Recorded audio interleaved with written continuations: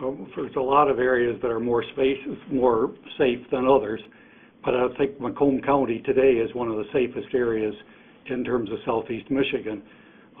We've got to keep it that way. But I know from our studies that if you look at the more dangerous areas, there are also areas where the more affluent people move out. They have choices today like they've never had before. They will not stay in an area that isn't safe. Today, Macomb County is safe, and we want to do everything we can to keep it safe. Most often, if I can follow up on it, because what I got from it when he was referring to that moving to a safer area, when it comes to home invasion, and I think people that are psychologists know more about this, but just from my understanding and learning of it, is second only to rape on the impact of the receiver. People feel violated, they feel unsecure, they feel unsafe, and as a result, they'll move out of that home because that home has become unsafe. So any other location, any other home, whether in that same community, on the same block, someplace else, will make them feel safer than that particular location they were just in. So in other words, not so much moving to another community, it's getting out of that home, getting out of that house, because they do not feel safe in that environment anymore.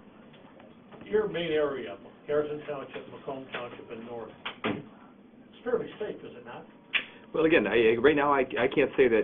I would say yes. As far as crime, major crimes, you're absolutely right. But when it comes to home invasion, people that are stealing larceny of autos, larceny of autos, what we're finding is this is happening anywhere and everywhere. And sometimes they'll come into one neighborhood for a day or two, then they move over across county lines into another subdivision. We're starting to see, working with other law enforcement agencies, that this has become a very difficult problem for us to resolve without the support and the tips from the public. How do you put an end to to the theft of cars and tires and wheels? That's happening all over. I don't know that you're ever going to put an end to it all. It's like trying to figure out a way of putting an end to drunk driving. It's just a matter of people making choices. You know, people that choose to drink and to put themselves behind the wheel of a car, people who choose to, I guess, gain financially by stealing from others. How do you change that mindset? That's a difficult thing. That's all we can do is try to prevent these things from happening and engage the public to try to assist us in making sure that we resolve those particular crimes if and when they happen. No. I can add something to that. We recently were involved in breaking up a ring outside of City Airport in Detroit where they were stealing cars from City Airport. And once that ring was broken up, then that stopped it. But criminals, particularly in terms of burglaries and auto theft, are professionals. They're like business people in a lot of ways. So once you apprehend them, you put them out of business. And so that's going to stop not only what they just did, but it puts an end to that business. And so you have to be vigilant. And sometimes people tend to think, well, we'll look the other way. You know, we want to pretend that everything's safe. That's not the answer. The answer is for the community to get involved and get involved right away.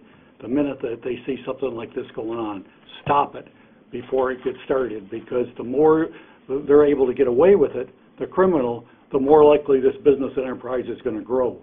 It's going to increase. It's not going to decrease on its own. So we all need to be vigilant. John, what's your background? Do you have a background in law enforcement? No, I do not. I used to be a businessman for 33 years. John, are other law enforcement agencies also going to be using these placards? Yes. Are you providing this also to other police agencies? Yes, we are, throughout southeast Michigan. Yes.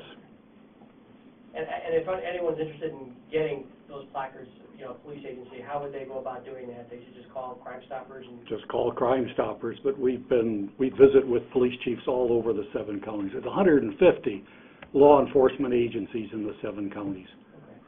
But I'm really pleased with Macomb County and what they're doing. They're really, really aggressive. I was going to ask you, why was the sheriff's office here picked as the place to launch this campaign? Oh, you got to ask. Because there are Smiths in it. Exactly. Exactly. My old baseball coach sticking up for him. These are being introduced in a number of other communities as well, but the sheriff is really taking a real leadership role in terms of making this happen in Macomb County, so that everyone in Macomb County can rest assured that they're not going to be a victim. They're not going to wake up in the morning, come downstairs and see that their house has been ransacked and everything's been stolen from them. You got to go on the offense. You don't want to go on the defense.